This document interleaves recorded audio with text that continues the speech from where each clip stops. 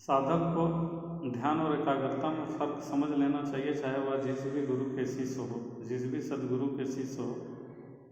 उन्हें यह बात समझ लेनी है एकाग्रता क्या है और ध्यान क्या है। एकाग्रता से जो भी चीज़ें आप फलित करते हैं वह बिल्कुल भी सत्य नहीं है, वह आपके मन की ही प्रतिछाया है, वह आपकी कल्पना का ही सघन रूप है।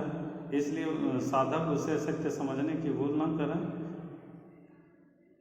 बहुत साधक अपनी एकाग्रता से फलित की हुई चीज़ों को ही सत्य समझता है, जो कि बिल्कुल झूठी बात है। उससे आपको कभी भी जीवन में शांति की अनुभूति नहीं होगी, आनंद की अनुभूति नहीं होगी। इसलिए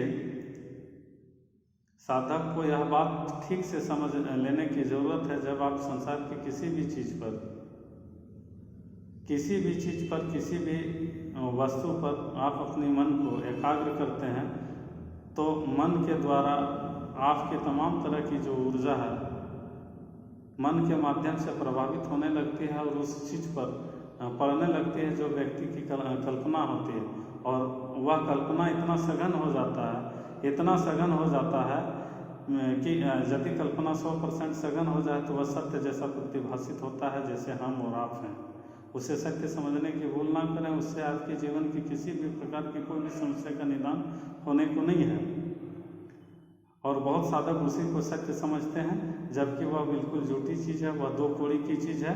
इसलिए साधक को ध्यान करने की ज़रूरत है। और ध्यान का अर्थ होता है ध्यान का अर्थ होता है स्वयं का छानबीन करना। ध्यान का अर्थ होता है अपनी होश को प्रगाढ़ करना। जैसे जैसे व्यक्ति अपनी होश को प्रगाढ़ करेगा वैसे वैसे उसे अपने शरीर शून्यता का आभास होगा। और जैसे जैसे शरीर शून्यता का आभास होगा, यह जितना बढ़ता चला जाएगा उतना जल्दी उसे अपने विकारों को देखने का अवसर मिलेगा, उसे अपने विकारों को पहचानने का अवसर मिलेगा। जो उसकी चेतना पर मन के रूप में पड़ा हुआ है वह भी धीरे धीरे समाप्त होने लगता है, तिरोहित होने लगता है। जब पहले शरीर शून्यता का आभास हो, फिर मन शून्यता का आभास होता है, फिर चेतना का जो वास्तविक स्वरूप है वह प्रकट हो जाता है। वही चेतना इस शून्य के साथ, इस ब्रह्म के साथ एकाकार हो जाता है, जिसको संत समाधि कहते हैं।